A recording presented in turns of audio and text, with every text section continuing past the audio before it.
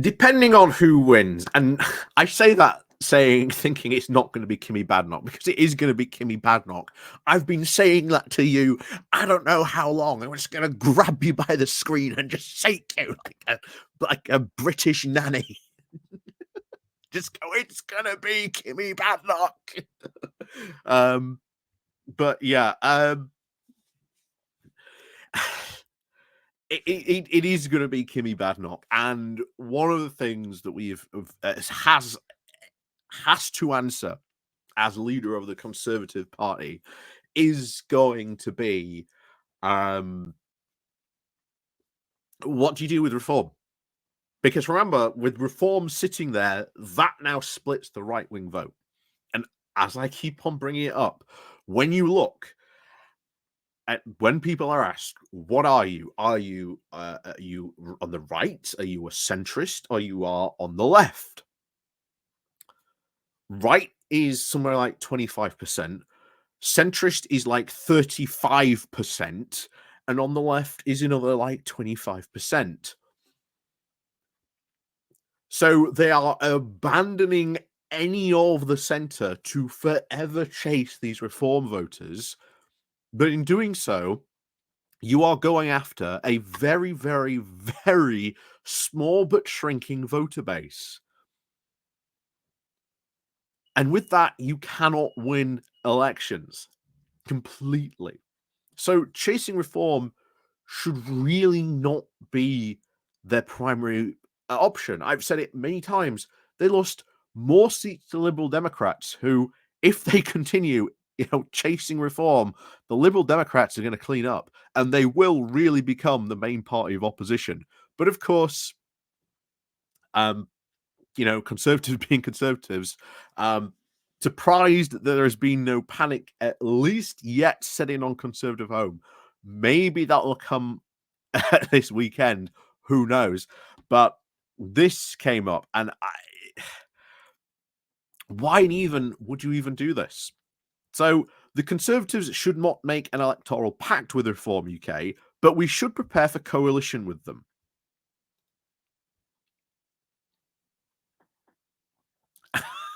I'm like, really? Let me give you a potential future of what would exactly happen if that Conservative Reform coalition ever came about. Nigel Farage would basically say, this is what I want. You are going to do this. Otherwise, we're out of coalition. That's what he will do continuously. If he doesn't get his way, he'll just threaten to leave the coalition. That is what he will do. And he'll force the Conservatives to do all kinds of crazy stuff because they are terrified of Farage. Absolutely terrified of Farage. Even now, terrified of Farage. They shouldn't be, but they are. There's multiple ways they've seen and they can see they can take down Farage if they wanted to, but they haven't really pursued them. So let's find out what this guy's got to say about this. And remember, keep what I just said in the back of your mind, that what, Farage would do. Because he would absolutely do that to the delight of his voters. Not only that, but probably to the delight of many of the other, right-wing Conservative voters. So before we get more into this, please do click on the links down below. Do remember to click on the like, share, and the other buttons as well. And of course, as always, let's crack on into this. So it seems a long time ago now, but in his speech to the Conservative Party conference last week, cleverly declared, quote, "We will beat Reform UK by being the best version of ourselves, not a pale version of anyone else. So no mergers, no deals." A couple of days later, Jacob Rees-Mogg said that at a fringe meeting that the Conservatives should just stand down in seats where Reform UK came second to Labour. He said, let us for once model ourselves on David Cameron and make a big and generous offer. What if we were to say at the next election, as we did to the Liberal Unionists, that we will not oppose reform in those 98 seats? I would certainly be open to that as a real opportunity for reform to win seats from Labour. I think it would help us. It would help them. And we will not win if we do not reunite.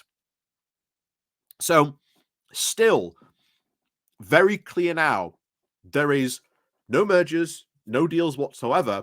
While you've got people like Jacob Rees-Mogg who are like, sure, we'll do a deal with them. Sure, will we reunite with them? Because Mogg here recognizes the fact that up until this most recent election, the right-wing vote had never been split. So they always knew that those right voters would always vote for the Conservatives. But now they've got a choice. And that splits their vote. So to someone like Mogg, who recognizes that, that's why he said, oh, yes, that's why we need to, reunite the right. And make this, I will make this very clear now.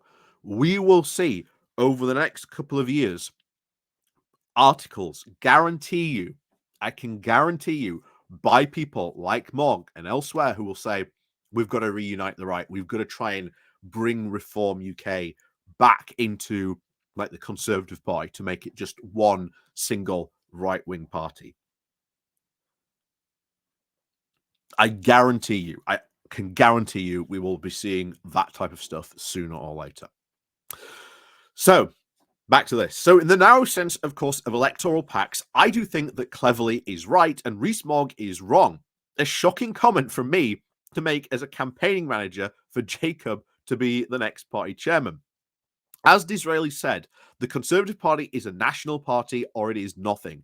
If we should fight every seat at the general election. If we have a no-go area, we seek candidates willing to fight even in the most hostile terrain, even the most of heroic manner. This is a point of principle, but it is also one of practical politics. Any retreat from that position would prompt considerable dismay from within the Conservative Party, and that is true. You either contest all the seats or you contest none of the seats.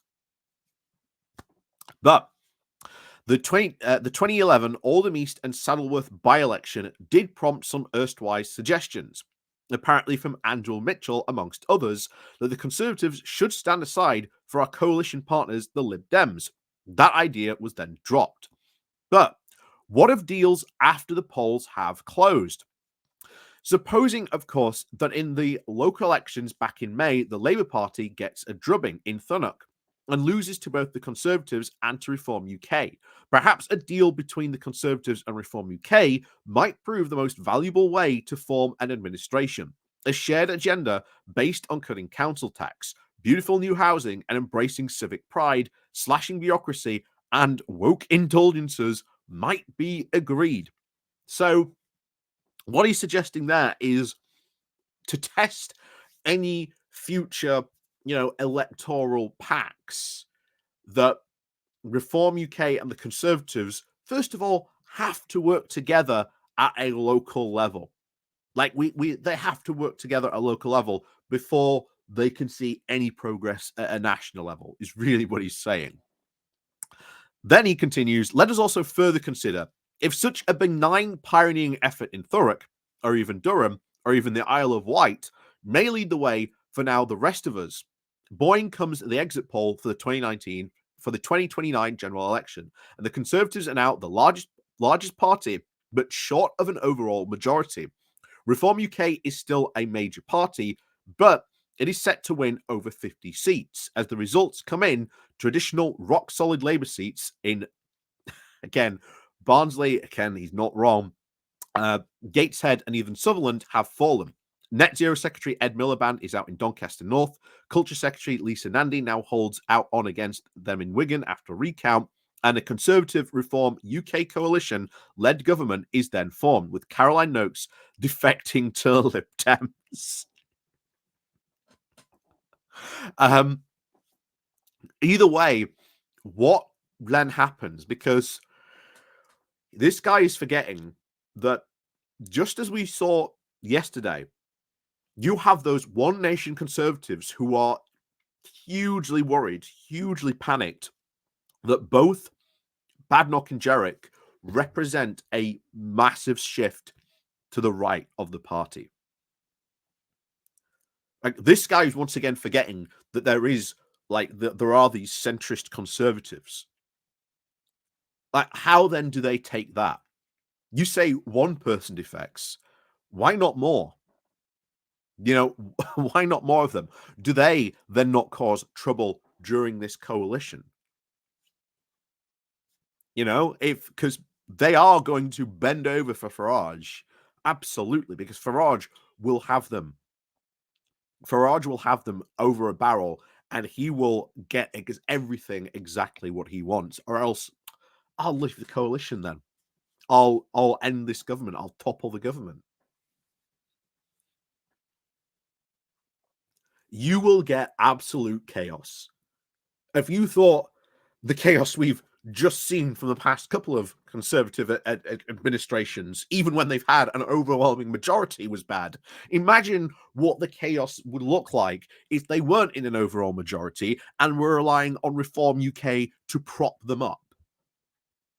That would be a disaster zone. That would be a awful government that would not last very long at all.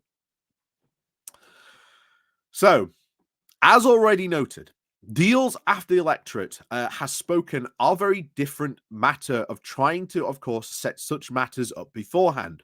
Yet, while running, of course, a full slate of candidates, there can be, of course, a nudge and a wink. We have seen this week how efforts of tactical voting can go very awry. At the general election this year, Labour and the Lib Dems nationally competed against each other, but we could see that they had an implicit understanding about which seats to target. It worked very efficiently for them. Yes, and it took years to get that right. It took a dedicated messaging system with groups set up, with websites saying if you want to get rid of the Tories, you vote Lib Dem here, you vote Labour there, and that's how you get rid of them. And that message took a long time to set in, but eventually, when it did, as we saw at the recent election, it worked great. But you've got to have that mass coordination to do it. That yet doesn't exist in any way, shape, or form for creating this reform conservative coalition. So, in terms, of course, of national campaigning, the Lib Dems and Labour went easy on each other. Ed Davies, appalling record as postal minister when he was in denial about the Horizon scandal, should have been far more vigorously challenged by Labour and their media allies. But he was allowed to get away with doing silly amusement park rides. And in return, the Lib Dem leader was then carefully to avoid attack on the Labour Party because, again, they weren't attacking each other. They both realised that it was the Conservatives they wanted to take down. And again, he ignores that part, that both these parties realised that, yeah, they wanted to take down the Conservatives. And are you going to stop Nigel Farage attacking the Conservatives? Absolutely not. So, on a similar basis, the Conservatives should not spend their time denouncing Reform UK. Attacks on them for being racist or lunatics are nearly always unfair and thus ineffective. The reality is that they are a repository of protest votes from Conservatives who felt so disillusioned with the last Conservative government for entirely understandable reasons. I love it. Understandable reasons. Are you going to actually say what those, quote, understandable reasons are? I'm perfectly sure that there's no racist or lunatic reasons for them doing such a thing. Anyway, denouncing them as nutters is not the best way to encourage them to return to the fold. Much of this will happen automatically. Again, I like that. Automatically. Basically assuming that these voters are going to come back into the fold naturally.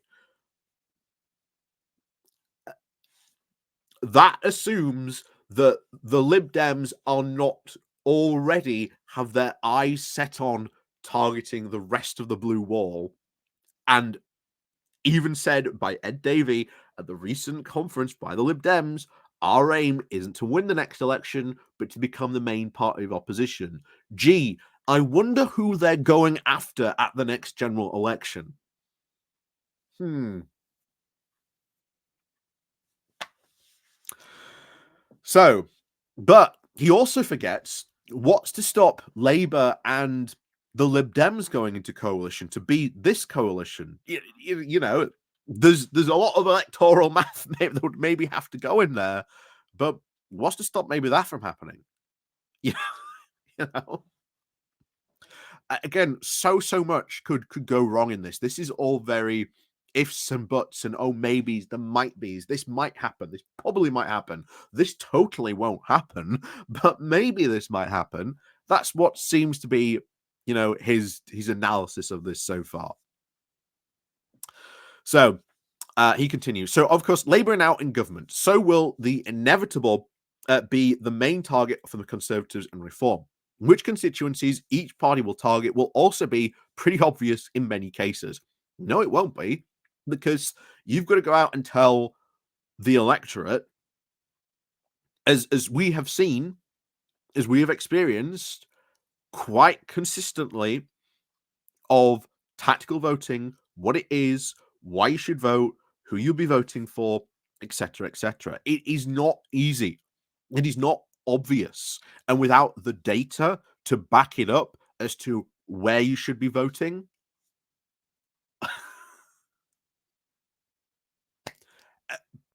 it's pointless just saying vote tactically. Okay, where? Who do I vote for? It's kind of pointless, but hey, um, you just ensure that there's going to be continuous disaster. Because I will say this now: if this ever somehow happens, that the disaster of a conservative, reform coalition ever happens, it won't last long. It will be a disaster zone. So let's finish this off. So we know, of course, the next leader of the Conservatives will be a strong, clear, and unapologetic about their conservative beliefs. Some pundits do fret about a lurch to the right. Hey, there will be a lurch to the right, but he continues saying, such a crass analysis lacks much meaning. No, about all the policies, all the crazy stuff that Jerick and Badnock have been saying. That's what they're worried about. That's the lurch to the right. So, for instance, would a radical liberalization of planning regulation to increase the housing supply be a lurch to the right? Well, depends what you mean by radical liberalization of planning regulations. What does that mean? What does that actually entail? So would cutting state spending and taxation back to level we saw under Gordon Brown? Again, cutting what state spending, what taxation, and of course, would cutting back immigration to an extent that the great majority of voters would now favor. So often, those claiming to, quote, speak for the center ground are really on the territory of the smug and faddish fringe. Oh, so yeah, if you're a centrist voter and you see all these wacky doodles talking about immigration, having really no plan, prompting very simplistic arguments, you're just really in the territory of the smug and faddish fringe. What did this guy say about just a moment ago about not insulting these people, calling them racist and lunatics? Gee, how are you going to win back all those centrist votes that apparently are just going to happen and come back to you automatically? Oh, so it is true, though, that with, of course, Kimmy Badnock or Robert Jerrick, the Conservatives will have a restored self-confidence and clarity about what we believe. Yeah, good luck with that. There will, of course, leave with form with now a less mileage in attacking us and, of course, a further motive in going after Labour, who are offering plenty of scope. Why are they going to stop attacking you? Like, they are already, Reform UK are already quite far right on the populist end of the spectrum. They aren't going to stop fighting you because guess who is also competing for those right block of votes, the Conservatives as well. Reform UK has absolutely no incentive not to attack the Conservatives as well, because they need those Conservative votes in order to win. They know that just as much as you do. So, and then of course we get to some of the big things about why some of this reform pact is going to be non-acceptable to many of the Conservatives. So he said there will of course be some limits. It is right for the Conservatives to be, quote, steadfast in our support for Ukraine. Well, Reform UK aren't. What if Farage, as I said, goes, yeah, we want you to stop supporting Ukraine, spending all that money, those weapons, etc., to Ukraine. If you don't stop it, we'll collapse the government. What's to stop Farage and Reform doing that? You know? The House of Lords and first past the post to give some examples of policy divergence with Reform UK. What if they demand that? What if they demand Lords reform and first past the post as a price for coalition?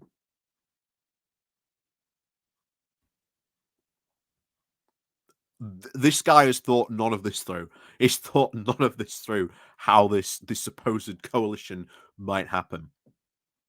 It will also be very tempting to be provoked. Nigel Farage, like his friend Donald Trump, has now an inclination to make personal attacks. Yet the shrewdest Conservative strategist should be generally be able to turn now the other cheek.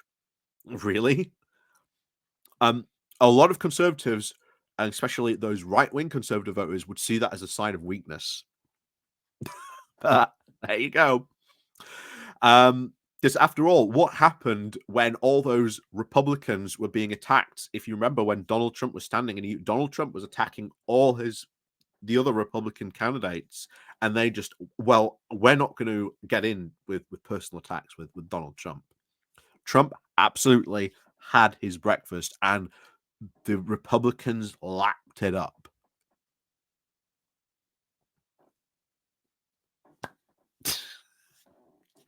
This guy has no clue. No clue. He is vastly overestimating what this might look like. And I can't wait to see what the comments say about this. Of course, to take to the airways of GB News with now a bona fide to state our Conservative case, of course, with good cheer, and invite all the Conservatives to, of course, join us. You can catch more flies with honey than you do with vinegar, my mother always used to say. Well, yeah, good luck with that. Because you're not trying to attack flies with vinegar, you're trying to attack other people. But anyway, let's see what we've got for comments, because the comments on Conservative Home are always fun. So, first one. We will never win if we are too far from the centre line, and I think it depends on whether you are being strategic or not. I am a solid Brexiteer and fiscally on the right of the party, but if we cozy too much up to reform, we risk now being shadowed by them or being wagged by the tail when we are the dog. My fear is that if we go too far to the right, we end up now in the wilderness for now 3 terms, not 2. Whilst Labour now are deeply unpopular, we should win a lot of the blue wall seats back, at least in the next term. We are most unlikely to actually even win enough for power. The Lib Dems will, of course, embed themselves this term, and it will be much harder to move. My own MP is in a local pub every Wednesday meeting the locals, not in Westminster. They are never near enough to power to take the representation of their constituents in Westminster seriously and use the time to make themselves known to the electorate. Being known for nothing more than glorified councillors, of which most of them are. Really. So your MP is meeting locals. Well, as the Conservatives sort of showed, if you were, as Lee Anderson showed, because people forget, ask how on earth did Lee Anderson survive after there were so many polls showing he was going to lose his seat?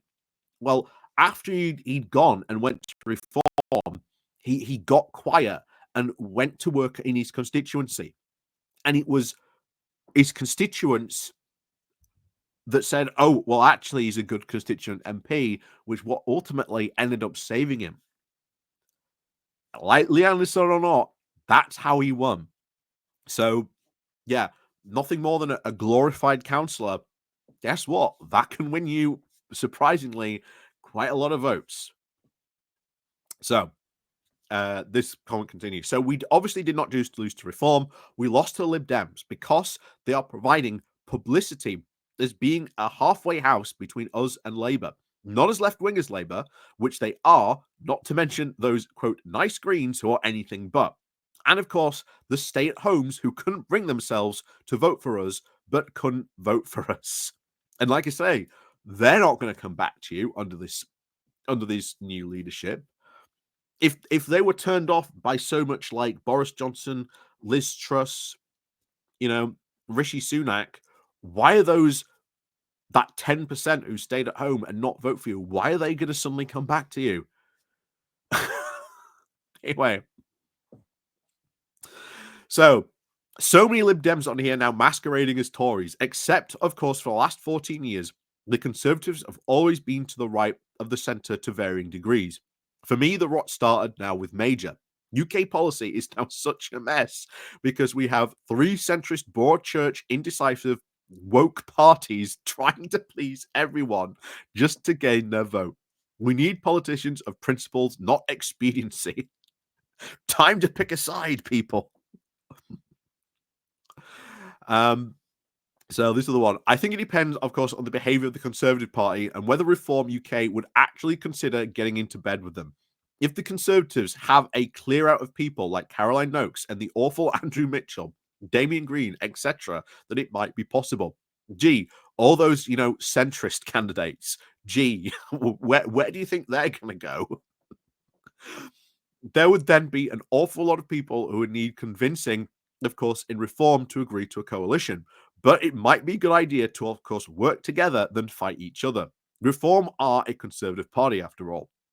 I wouldn't say they're a Conservative party, they're a right-wing party. That's a mischaracterization, definitely, of what Reform UK are. Nigel Farage would, of course, have to be Prime Minister or even Deputy PM at the very least. But I think, Reform, of course, would only agree if the Conservatives are prepared to leave the European Court of Human Rights and rewrite the Human Rights Act. Well, good luck, because as we've seen right now, a lot of centrist MPs are terrified that that's what Jarek is going to do. Jarek even said this morning that if Conservatives don't support that, he won't have them on his front bench. So all those centrists left in the party, that's not going to cause any trouble for Jarek, right? Not going to cause any trouble for this type of coalition, right?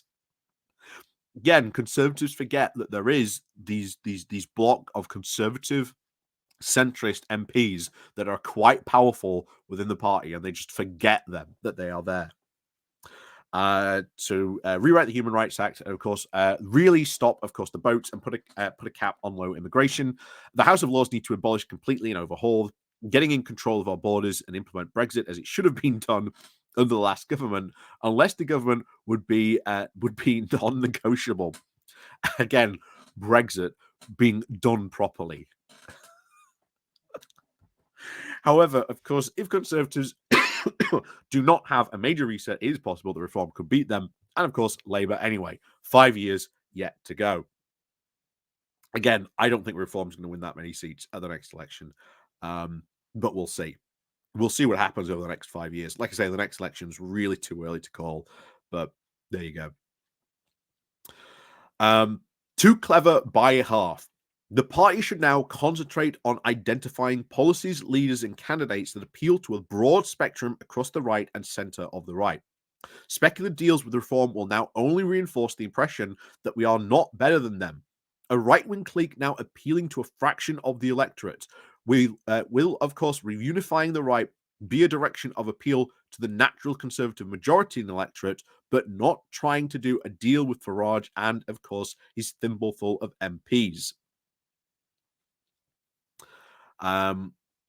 Cue the 2028 general Labour election or campaign poster of whoever the Conservative leader is at the top. in a jacket pocket of Nigel Farage. Yep, that's very true. Um, Someone else says here the Tories can have the southeast and some of the university towns. The Reform can have a free, unfettered shot at the north and the Midlands, where the Tories are already being buried and gone. Reform should now clean up after the disastrous two-tier Labour government experiment. If the pact actually does defeat the Labour in 2029, then Farage gets the keys to number 10. Give the Tories something like the climate gig, which they will like. No ifs, no buts, but that will be the only deal on the table. Red wall voters in northern seats want red wall seats want lower taxes, lower immigration, but higher public spending. How's that going to be delivered? A circle that can't easily be squared. Um, it, it's bizarrely true. I have come across some of these voters who do want lower taxation but higher public spending, and you're like, but that's where your tax goes so that you can have high public spending. And yeah, there's a constant look of confusion on the face if you ever encounter them. But it's kind of weird, but there you go. So someone else said, now is not the time, of course, for Caroline Noakes and the other One Nation liberals to find a new home, form a new breakaway party, or just join the liberal undemocrats, as the author predicts above. It also now adds that any other major policy difference between reform, our ULEZ zones, and the net zero fanciful targets, and of course the ERC. I cannot see the party now in its current form with One Nation MPs changing their tune on any of these policies. Someone else, that's a repeat. So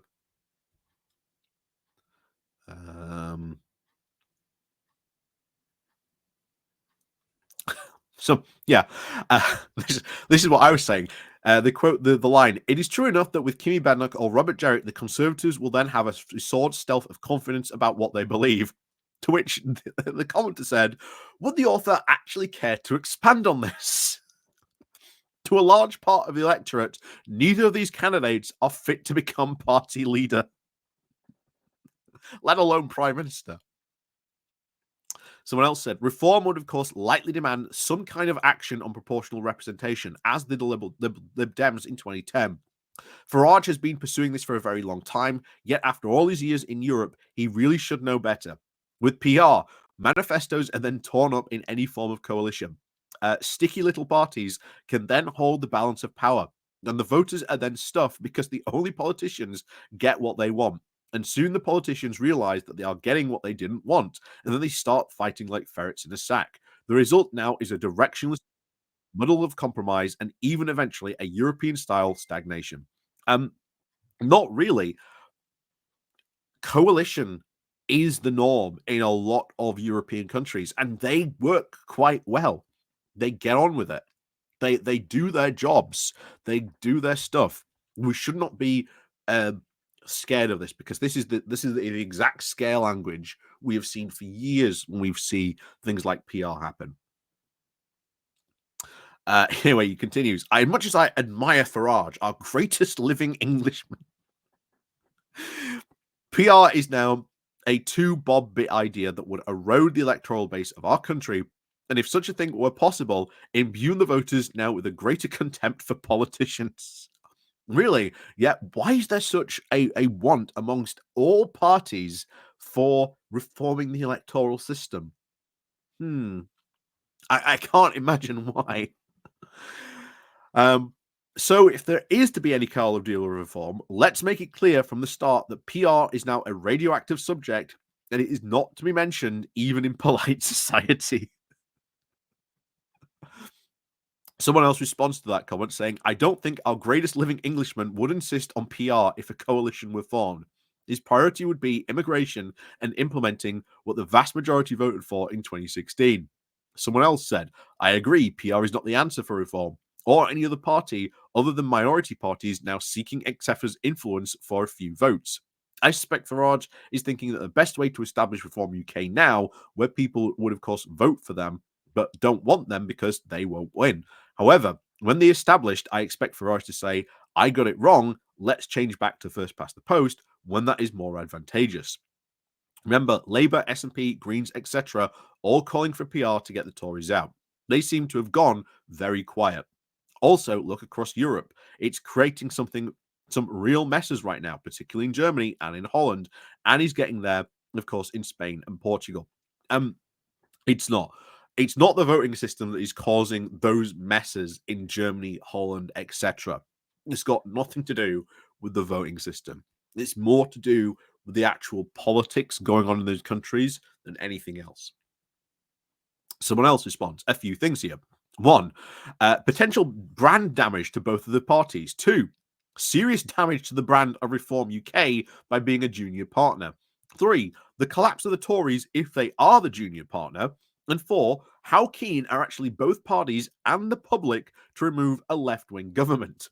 All the aboves are risks, but in the short term, there can be no benefit to either party. Certainly not Reform UK, trying to establish a national brand of difference to the Tories. So the question one really arises, like does it lose for Labour at election time because of the lefty vote is heavily fractionalised that it can usually not win without coalition partners. There are a series of problems for the Tories to actually sort of wet politics espoused by the One Nation Wets. Again, a massive influential part, and yet so many people hate that massively influential part of their party. May win, of course, back some of the southern Lib Dem seat, but it would be very toxic in the North and the Midlands, probably even in Scotland. In other words, I cannot see a winning national coalition being a wet Lib Dem party. The target for the Tories must include the North. Without it, they would have to win every southern seat to get now even a wafer-thin majority. The question is, for those who voted Lib Dem in the South, what do they want? This time around, it may very well be to have gotten the Tories out, not voting for any Lib Dem platform. And of course, what do we do then is what do we do to get Labour out time? So, with many seats in the North, they naturally now need to win is much more from reform orientated and bank on the Lib Dem seats coming back to them when the public want rid of Labour. Again, why are those Lib Dem seats just going to come back? So many of these Conservatives just assume that these vote switchers who switch to the Lib Dems just going to magically switch back. There's such magical thinking going on here. So the Tories will then have to move towards reform positions. Otherwise, it will never be able to win the 326 seats, and it will never win the 326 seats again until it is a united party with a clear agenda for a government, and there is no sign of that. So I expect the Tories will fuel Reform UK by their own infighting and the tantrum of the TRG. Ironically, the Tory Reform Group clearly shows that the party now is completely split, as do the comments here. And that is the greatest gift to Reform UK. I couldn't agree more with that comment. Couldn't agree more with that comment. Someone else says, I can't really see any point in discussing a Tory reform relationship at this juncture. What has just happened in the Tory leadership race must be a major game changer on the right of British politics. At present, all we can do is now speculate about electoral ramifications. It is only sensible to now let the dust settle, and we can wait until we all get a very clear picture where we stand in these new circumstances. The next GE is at least 4 years away. There is no urgency.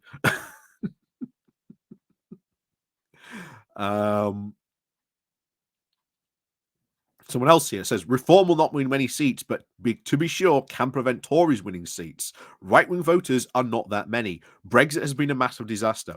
We are now a begging third world countries like India for trade deals, leaving a massive single market nearby. The Indians want to come in their millions, and India is now a closed country for trade, as the US discovered trying to do this for a decade. We are now left a weak country. Global Britain is now a completely conjured up by the con men like Boris and Farage. Very true. So reform is, as it was said in the article, a repository for protest votes from Conservatives who felt disillusioned with the lost Conservative government. This seems to have been very much the case in July, though one must always be very wary about dismissing those votes, for it is this or that party that is merely a protest too. Many conservatives, of course, dismissed UKIP for years in this way, thereby dismissing the views of nearly 4 million voters. For example, Reform UK won 5 seats against the huge barrier of first past the post, which is quite an achievement.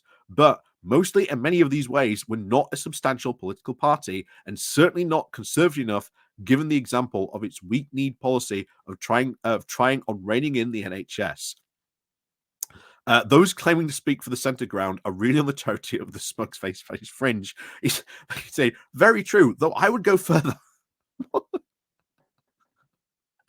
um, what was that thing about not calling voters names? Oh wow, we've been at 40 minutes so far. This is a bit of a long video. Um, So someone else says we need to now look at the emerging evidence before even embracing a full-on coalition or even dismissing it as any pact now out of hand. Reform, of course, likely to become the main opposition to Labour in a huge swathes now of the north of England, much of now the industrial parts of Wales, and even the east, especially the West Midlands. I would also throw the rural parts of Scotland into the mix, where polling and, of course, by-election councils do suggest are now surprisingly popular. They are, of course, unlikely to have much traction in the large metropolitan cities and, of course, large university populations.